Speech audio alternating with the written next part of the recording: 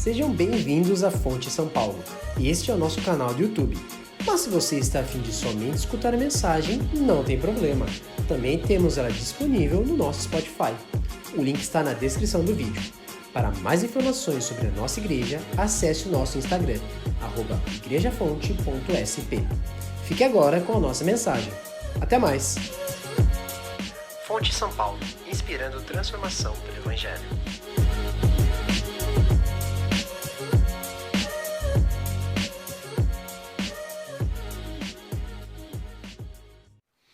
Por isso eu gostaria de convidar você aí na sua casa a abrir a sua Bíblia em Mateus capítulo 6 e que você lesse comigo essa oração.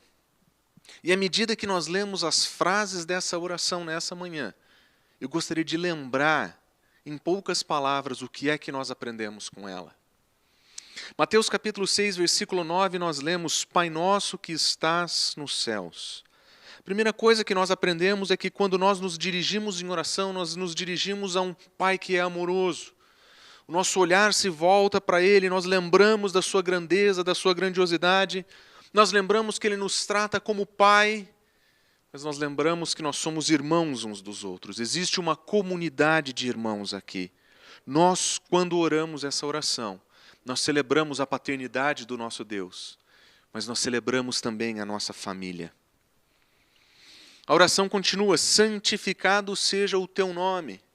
E nós sabemos que o nome de Deus é santo e exaltado, e não existe nenhum nome que está acima do seu santo nome. E que seu nome é profundamente santo, mas quando nós oramos, santificado seja o teu nome, nós estamos orando para que esse nome de Deus seja reconhecido como santificado através das nossas vidas. Em outras palavras, nós estamos orando: Senhor, Pai, por favor, através de nós, faça o teu nome conhecido. Através de nós, faça com que o seu nome seja reconhecido como santo. Que através de nós, mais pessoas possam olhar para ti. Venha o teu reino, seria a continuação dessa oração.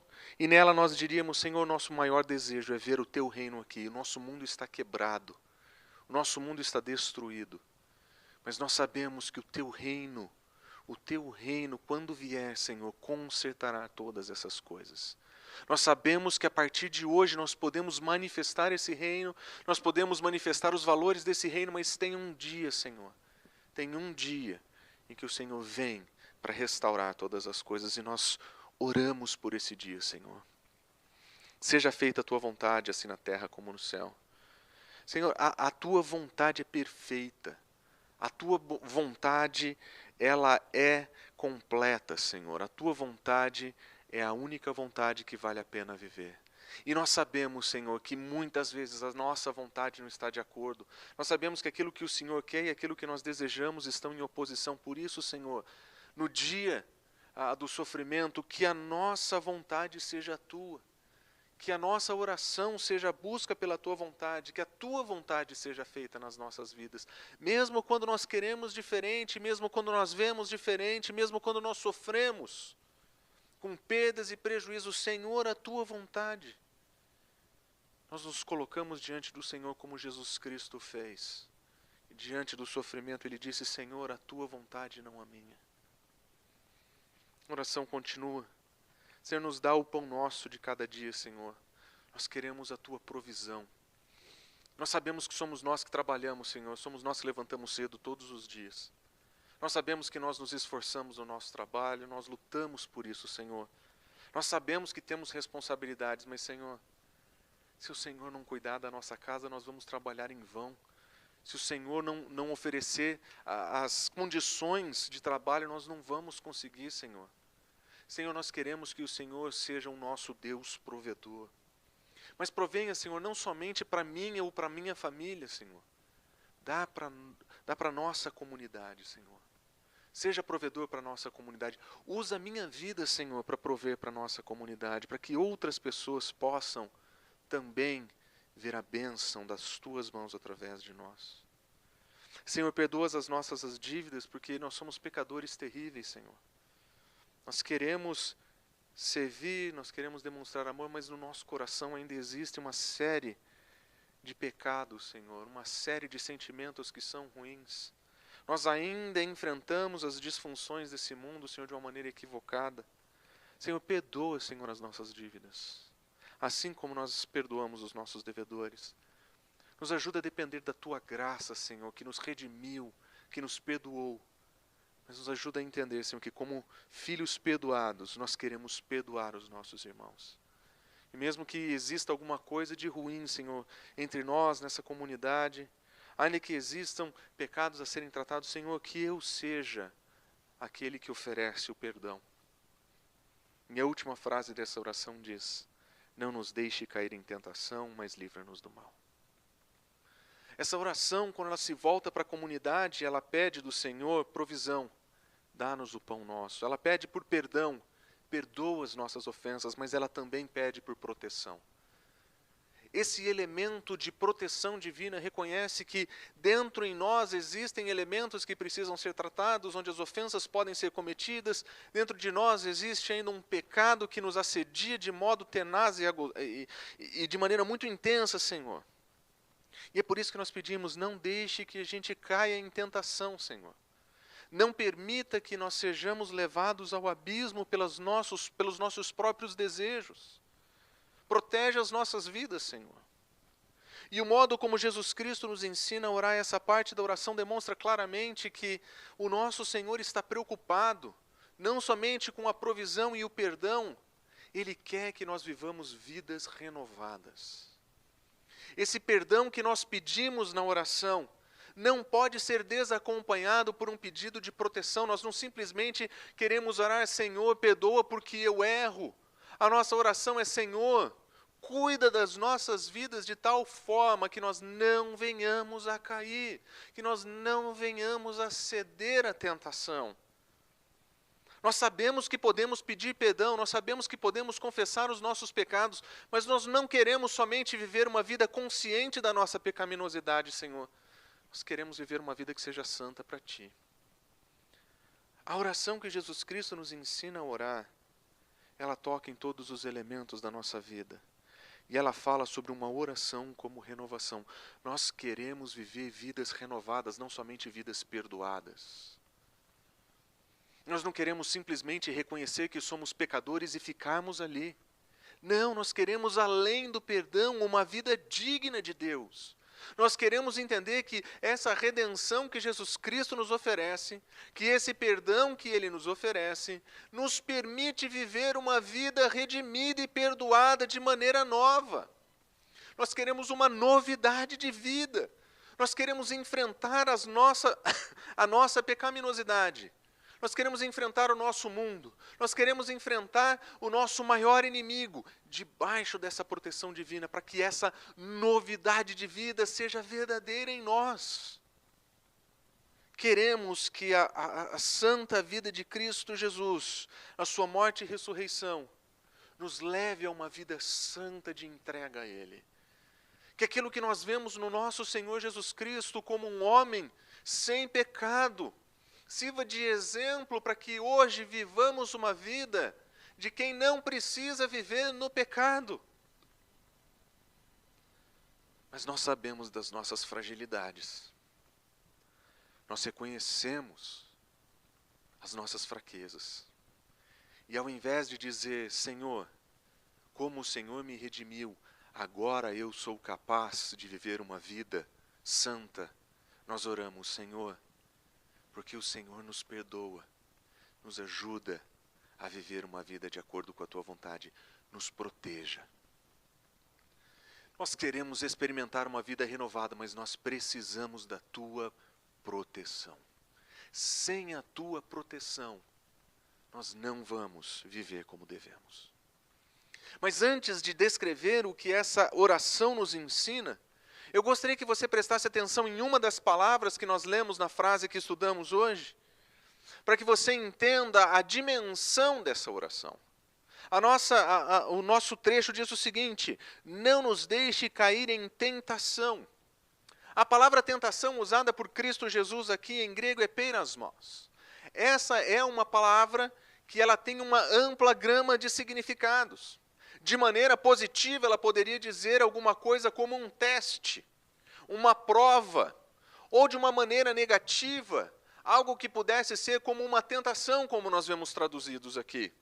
Mas essa palavra, usada muitas vezes no Novo Testamento, ela tem uma ambiguidade. Será que o nosso Senhor está falando sobre as nossas tentações ou Ele está falando de provações que Ele mesmo, como Deus, vai nos dar? E é interessante que Ele diz, não nos deixe cair em peirasmos, nessa provação, não nos deixe cair nessa tentação, mas Ele diz, nos livra do mal.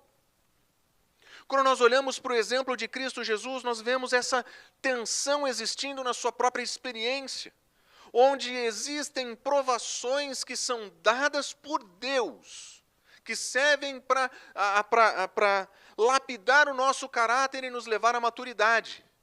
E elas são colocadas diante de nós por Deus, mesmo diante dos perigos do maligno. Mateus capítulo 4, versículo 1, Jesus Cristo, Ele é levado para ser tentado no deserto por Deus. Ali no deserto, Ele vai ser tentado por Satanás. Mas Ele é levado para uma situação de provação por Deus. Na história de Jesus, nós vemos que Deus, Ele leva o seu Filho Cristo Jesus a tentação diante do maligno. E ali o nosso Senhor tem um embate com Satanás. Quando Jesus Cristo nos ensina a orar, Ele coloca em tensão essas duas coisas, um Deus que é soberano, um Deus que é santo e justo, e um Satanás que funciona como um tentador. E no meio desse ambiente Ele coloca os cristãos que oram, Senhor, não nos deixe cair em tentação, mas nos proteja do maligno. E o melhor exemplo que nós vemos para essa oração é a própria experiência de deserto do nosso Senhor Jesus Cristo, que durante 40 dias Ele passa em oração, para enfrentar a sua grande tentação. E ali demonstrar o seu caráter, a sua fidelidade, o seu amor, a sua missão. Por isso, quando nós oramos essa oração, e nós olhamos para essa palavra tentação, nós não precisamos presumir imediatamente que o autor que Jesus está nos falando somente sobre coisas ruins.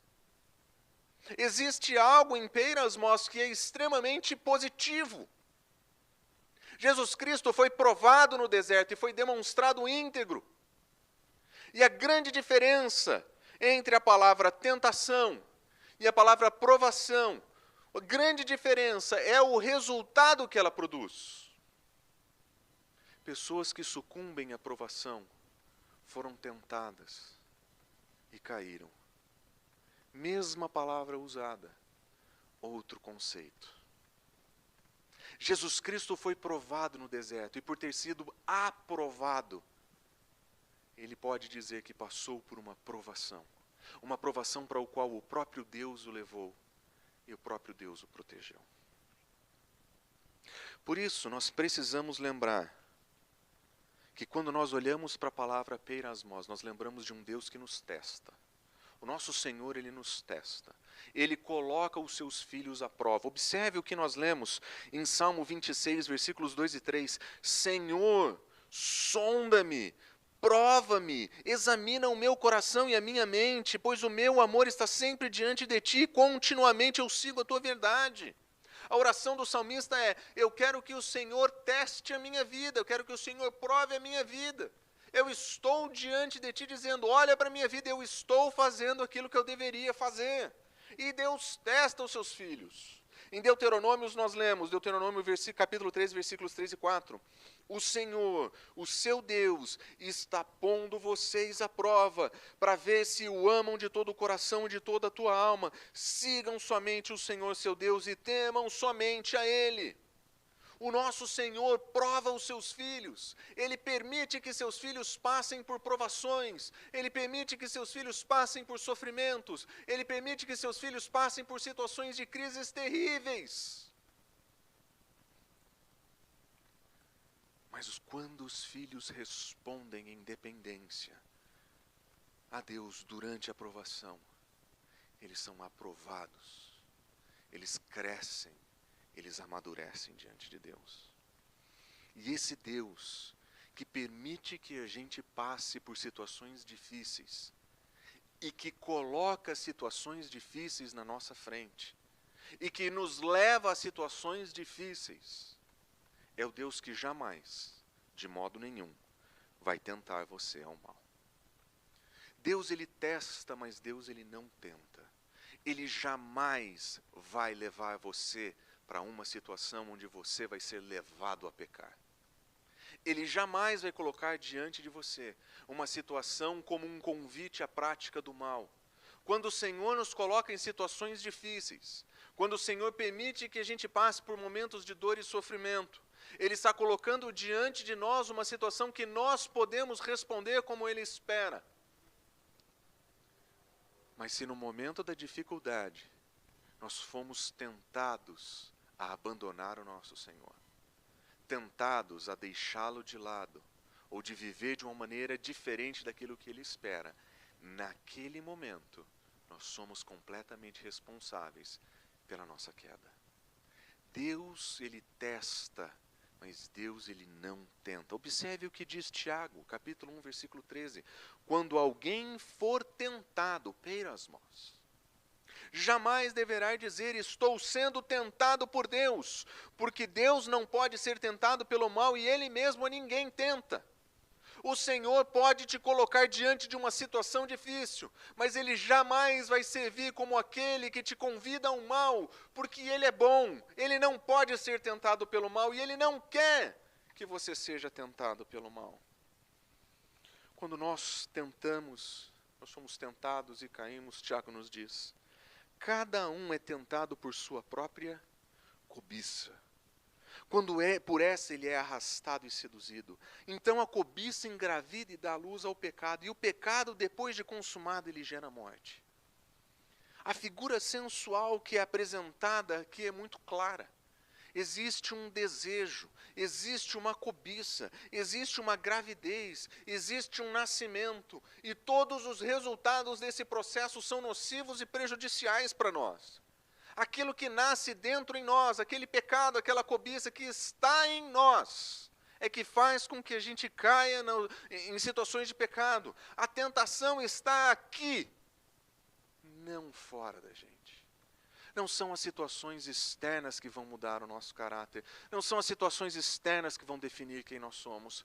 É aqui que a luta é travada, é aqui que nós somos seduzidos e caímos. Quando Deus nos coloca em uma situação difícil e permite que a gente enfrente dificuldades, é aqui que Ele quer testar quem nós somos, de fato. E quando aqui, no nosso íntimo, nós caímos, nós sucumbimos à tentação, nós demonstramos quem nós realmente somos.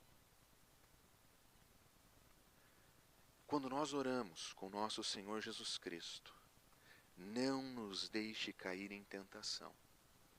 Nós não estamos orando para situações perfeitas. Nós não estamos orando para um mundo restaurado, bom. Nós não estamos orando por situações positivas. Nós estamos nos voltando para Deus e dizendo, se o Senhor não cuidar da minha vida, eu vou sucumbir à tentação.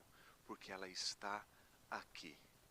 O cenário vai mudar, a situação vai mudar, a crise vai mudar, mas é aqui que eu estou lutando para ser fiel ao Senhor.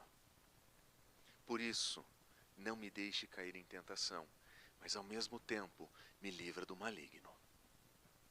Por isso, quando nós olhamos para a frase de Jesus Cristo, aquilo que Ele nos ensina nessa oração, nós percebemos que orar essa frase significa pelo menos 3 coisas. A primeira delas é que nós precisamos de sabedoria. Quando nós dizemos, não nos deixe cair em tentação, em outras palavras, nós estamos dizendo, Senhor, nos dá a sabedoria. Nós não sabemos se o que nós estamos enfrentando nesse momento é tentação ou provação. Nós não sabemos, às vezes, a diferença.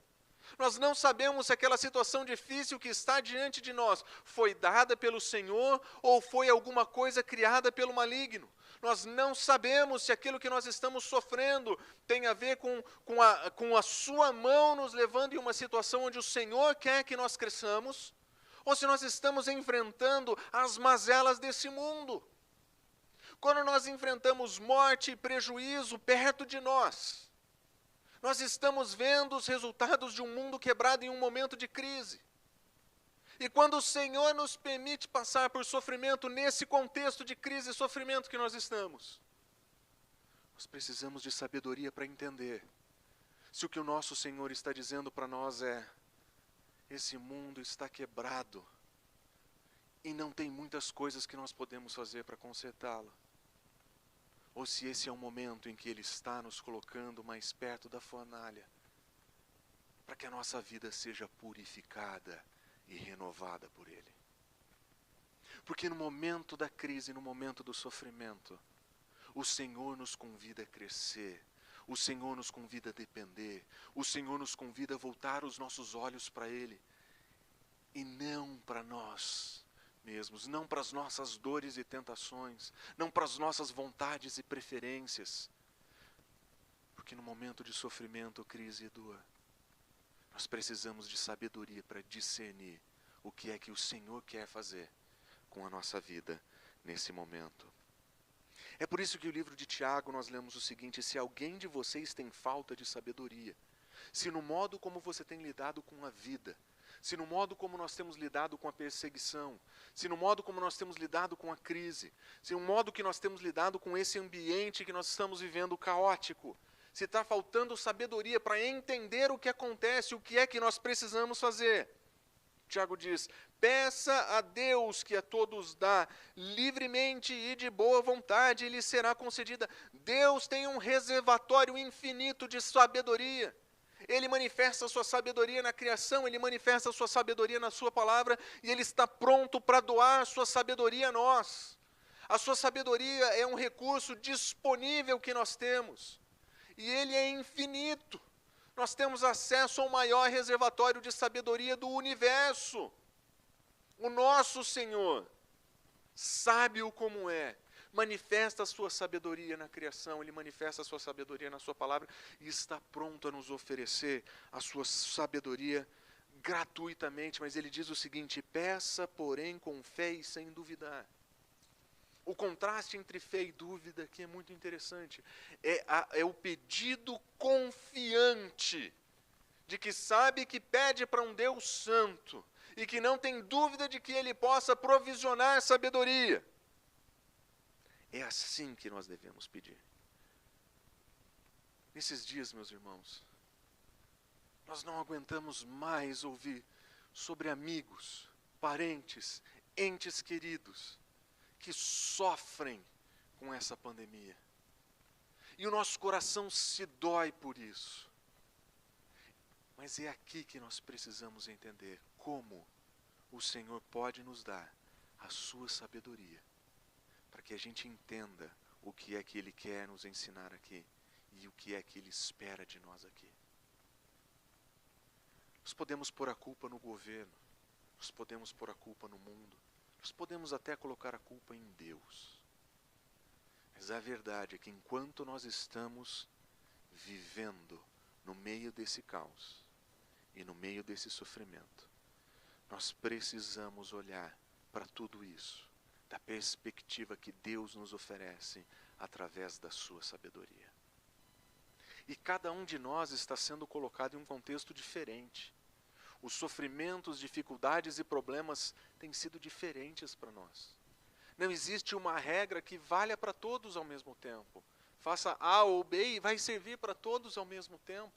A verdade é que nós precisamos de sabedoria para entender como é que nesse contexto que nós estamos, particular a nossa existência e sofrimento, como é que aqui nós vamos interagir com as pessoas ao nosso redor, com os nossos familiares, com os nossos amigos, no nosso ambiente de trabalho, de um modo que a sabedoria divina seja visível e palpável.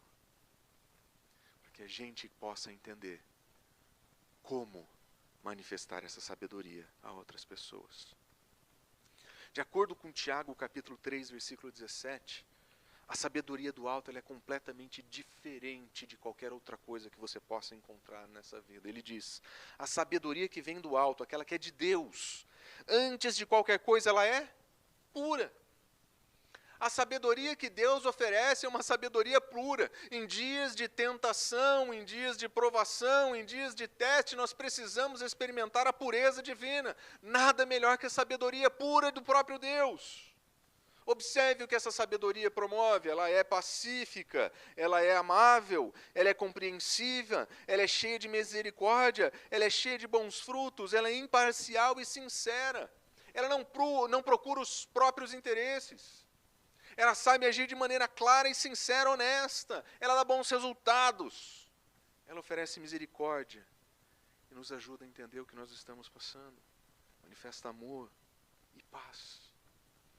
Imagina se as nossas vidas fossem marcadas por essa sabedoria no dia da provação.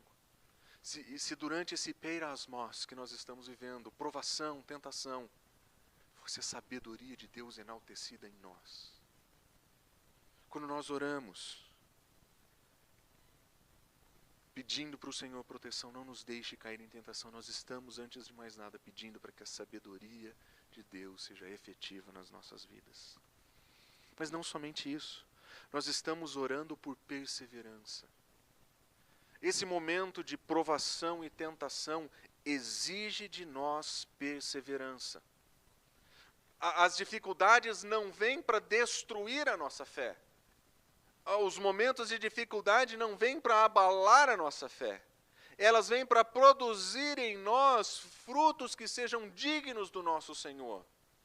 Ela vem para nos oferecer a oportunidade de desenvolvimento.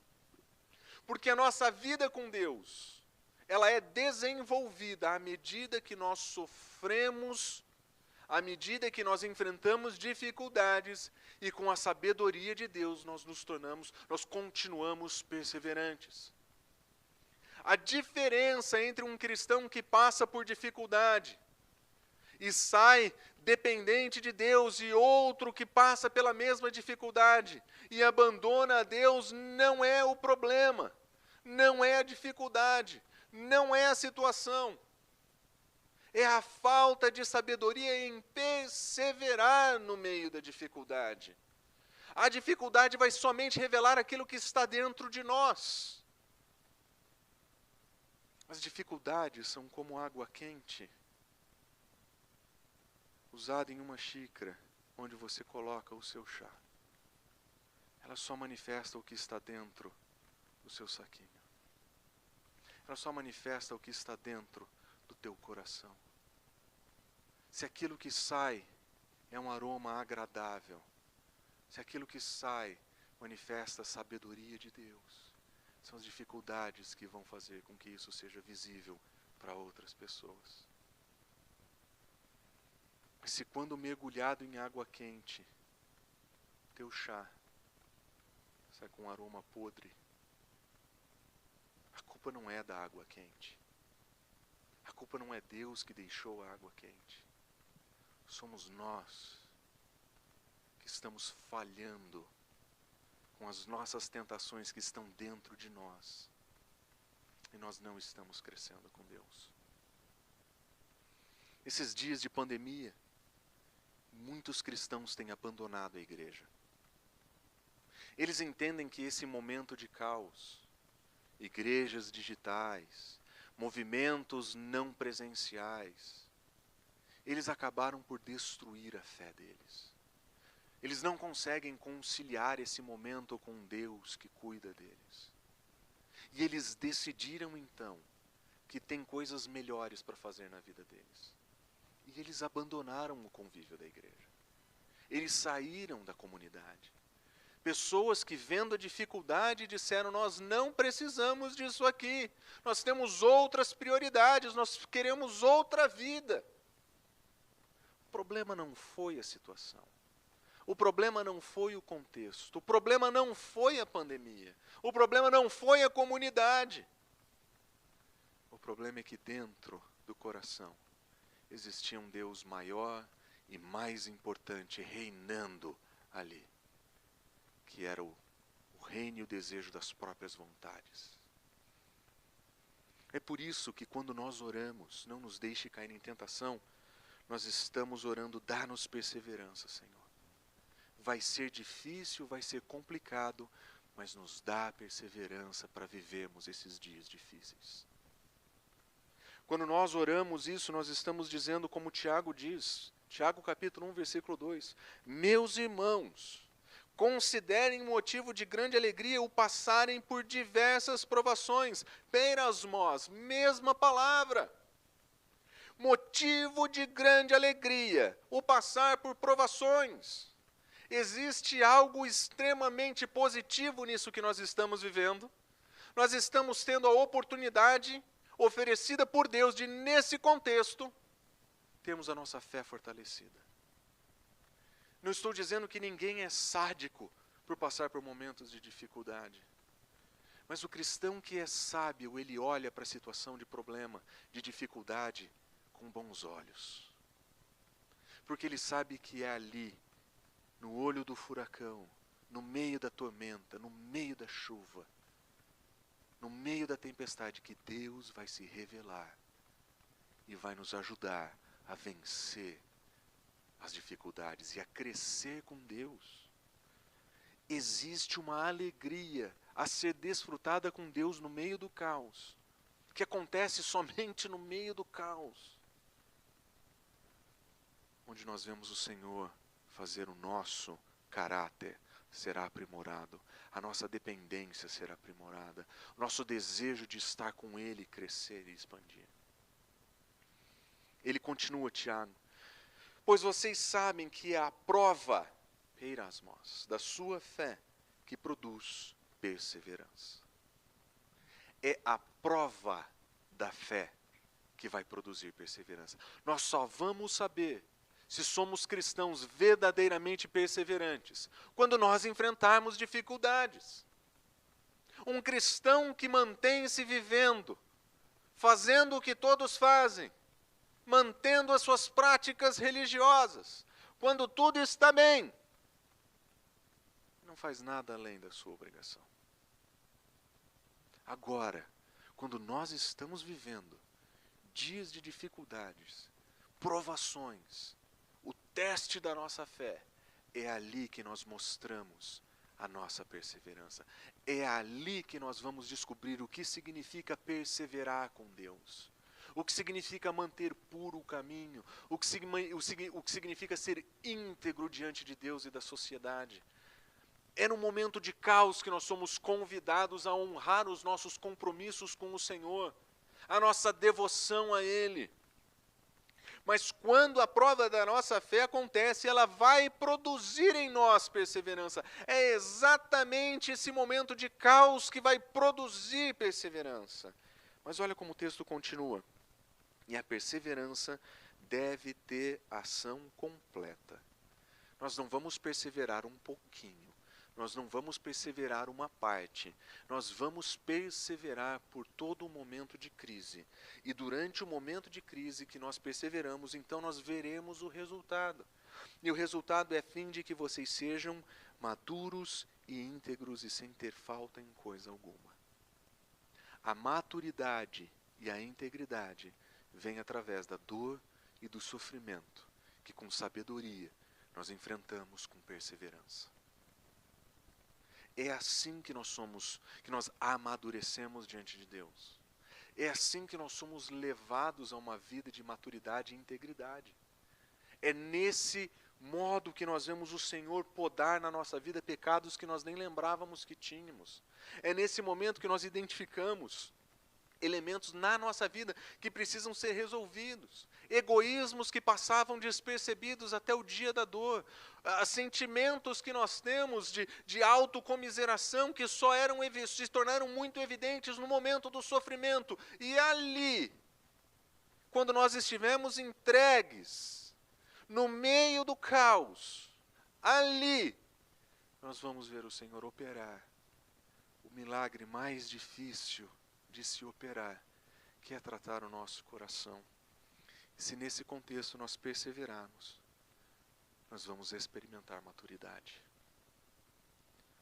Dá uma olhada para as igrejas, dá uma olhada para os nossos irmãos. Observe como nós temos visto o crescimento dessa imaturidade. Pessoas que falam sem pensar, que usam suas mídias sociais sem a devida análise. Nós estamos vendo um crescimento quase sem restrição de pessoas imaturas. Os números são grandes daqueles que se dizem cristãos, mas pouca gente realmente reage de maneira madura nesse mundo. Porque por trás de muitas das nossas igrejas está aquela teologia de que Deus jamais vai te fazer passar por mal, que Ele jamais vai permitir que você tenha dificuldades, que você rejeita em nome de Jesus os laços do inimigo. Quando o Deus que nós conhecemos nas Escrituras é completamente diferente. Ele nos ama demais para criar filhos mimados dessa maneira. Ele vai tratar o nosso coração onde dói mais. E é ali que nós vamos ver o seu amor sendo operado em nossas vidas. Ele vai permitir que nós sejamos levados a situações de dificuldades, ou Ele mesmo vai trazer situações de dificuldades para nós. Mas Ele não vai nos abandonar.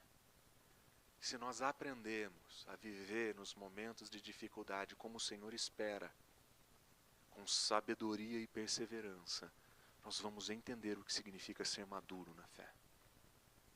Sem falta de nada. Esse processo de desenvolvimento com Deus, ele foi exemplificado por Cristo Jesus. Sofrimento atrás de sofrimento, rejeição atrás de rejeição, até a morte. Esse foi o exemplo dos primeiros cristãos, rejeição e sofrimento. Se você realmente acredita que Deus vai fazer tudo dar certo na sua vida, e que você não vai experimentar nenhum sofrimento, e de que todas as dificuldades que você está passando vêm do maligno exclusivamente, eu sinto dizer para você, mas o Deus que você professa conhecer não é o Deus das Escrituras. O Deus das Escrituras te ama muito mais do que isso. E Ele quer que você cresça na sua dependência com Ele, com sabedoria e perseverança. E é por isso que nós oramos essa oração. É por isso que nós oramos essa oração. Senhor, não nos deixa cair. É inevitável, Senhor, que as tentações, as provações venham. Elas são inevitáveis, elas vão acontecer, Senhor. Não nos deixa cair. Nos dá sabedoria para entender o que o Senhor quer, mas nos dá perseverança para enfrentar isso com o Senhor. Nós queremos estar contigo no meio do caos, porque é o melhor lugar que tem para estar. E é o único lugar verdadeiramente seguro. É contigo que nós queremos estar. Mas isso não significa que o maligno não tenha nenhuma interferência na sua vida. Claro que tem. É por isso que orar essa oração é pedir por sabedoria, é pedir por perseverança e é pedir por resistência. Observe como que a oração termina. Ele diz o seguinte: livra-nos do maligno. Algumas traduções dizem livra-nos do mal. Livra-nos do mal é um pouco genérico demais para aquilo que está acontecendo aqui. Livra-nos do mal seria a ideia de que o Senhor vai nos livrar de coisas que são ruins. E no meio do caos é excelente que Deus nos proteja dessas coisas. E seria muito bom orar assim, mas eu acredito que a oração é um pouquinho além. Ele diz: Senhor, no meio do caos, no meio do peirasmos, da tentação, da provação, nos livra do maligno. Porque o maligno certamente tem todo o interesse de nos fazer cair. Nós não ignoramos os seus desígnios, como Paulo diz. Nós sabemos que ele está ao nosso redor. Nós sabemos que ele espera o nosso momento. E ele sabe nos atacar. Senhor, nos proteja dele. Mas quando nós oramos, livra-nos do maligno, nós não estamos simplesmente dizendo: Senhor, miraculosamente blinde o meu relacionamento. Eu quero um relacionamento blindado. Eu quero uma conta bancária blindada. Eu quero um trabalho blindado, para que as flechas do inimigo não me atinjam. Não é isso que essa oração fala. O Novo Testamento deixa muito claro que a nossa relação com a ação do maligno não é para sermos blindados como se nós fôssemos algum tipo de carro forte. A nossa oração é aquilo que nós vemos em Tiago capítulo 4, versículo 7. Ele diz: submetam-se a Deus. Antes de mais nada, submissão a Deus. Seja feita a tua vontade, o teu reino. Submeta-se a Deus. Resistam ao diabo e ele fugirá de vocês. A nossa relação com Satanás não é blindagem, é resistência. Nós sabemos que nós não estamos lutando contra esse mundo, mas com os poderes que estão por trás desse mundo, do qual o maligno é o chefe principal. Nós sabemos que ele está por trás de todas as articulações malignas desse mundo. E nós sabemos que ele está pronto a agir e a nos atacar. Mas a nossa oração, livra-nos, não significa: Senhor, coloque uma muralha e me deixe dentro de uma bolha espiritual onde eu jamais serei tocado. Isso não aconteceu com o nosso Senhor. Marcos nos diz que durante 40 dias ele foi tentado no deserto, sem comer. Ali ele foi provado, ali ele foi tocado, ali ele enfrentou o maligno. E ali ele não foi blindado. Ali ele resistiu. Quando nós oramos, livra-nos, nós estamos dizendo: Senhor, nos dá essa resistência. Nos dá essa resistência. Se a gente tiver a tua sabedoria, nós vamos entender o que está acontecendo no momento da provação. Nos ajuda a perseverar contigo, mas, Senhor, nós queremos resistir o inimigo. Nós queremos lutar contigo contra o nosso maior inimigo. Em 1 Pedro capítulo 5 nós lemos: sejam sóbrios e vigiem. A expressão que nós vemos aqui é: nós não podemos levar uma vida embriagada. Nós não podemos levar uma vida perdida nas nossas ideias. Nós precisamos de sobriedade. E nós precisamos estar alertas. O nosso mundo é ruim. As situações são desfavoráveis. Tudo ao nosso redor nos convida ao pecado. E a lascívia e o pecado que está dentro de nós está pronta para ceder. Por isso, sobriedade. Vigiem. Por quê? O diabo, o inimigo de vocês, ele está ao redor e ele ruge como um leão, procurando a quem possa devorar. No contexto de Pedro, a ideia é que os cristãos estavam sofrendo tamanha perseguição, que dentro da comunidade tinham pessoas prontas a abrir mão do seu compromisso com Deus e abandonar a fé. Esse era o grande problema. Esse é o problema que nós vemos hoje. Os nossos irmãos estão abandonando, porque eles não foram sábios, não participaram dessa perseverança e não resistiram. Não houve sobriedade, não houve vigilância. E no momento da crise, no momento da dor, o leão que ruge os atacou e eles abandonaram a fé. Eles podem culpar Deus, o governo, a igreja, o pastor. Mas a queda na tentação nasceu aqui. E é por isso que eu e você precisamos vigiar. É por isso que eu e você precisamos estar alertas. Porque a nossa situação hoje é exatamente essa aqui. Nós estamos sendo convidados a abandonar tudo e todos.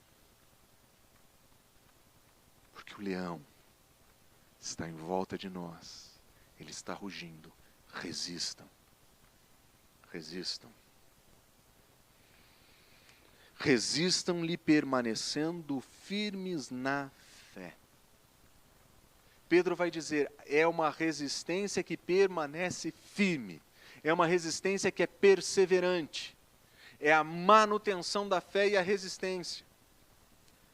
E lembra, sabendo que os irmãos de vocês em todo o mundo estão passando pelos mesmos sofrimentos. Nós não somos os únicos sofrendo. Essa situação não foi feita e construída somente para o nosso sofrimento. Isso aqui não é um aquário onde nós estamos vendo a água turva. Isso aqui é a experiência de todo mundo, no mundo e na história. Essa é a nossa vez de sofrer por Cristo Jesus. Essa é a nossa vez de orar. Senhor, não nos deixe cair em tentação. Não nos deixe abandonar a fé. Livra-nos do maligno. Livra-nos do maligno. Quando nós oramos essa oração, nós estamos pedindo por sabedoria, perseverança e resistência. Quando nós estamos orando, não nos deixe cair em tentação, mas livra-nos do mal. Nós estamos voltando os nossos olhos para o nosso Pai amoroso, que é o único que pode servir para nós como porto seguro em meio à tempestade. O único que pode cuidar de nós no meio do caos. O único que pode nos proteger de cair. Como Judas disse, aquele que é poderoso para impedir de cair e para apresentá-los diante da sua glória sem mácula e com grande alegria. O nosso Deus é o único que pode nos impedir de cair e de nos apresentar puros, sem mácula, diante dele. Quando nós oramos a oração do Pai Nosso, nós estamos voltando para esse Deus, o nosso Pai, que é poderoso para impedir que a gente venha a tropeçar. É isso que nós estamos orando.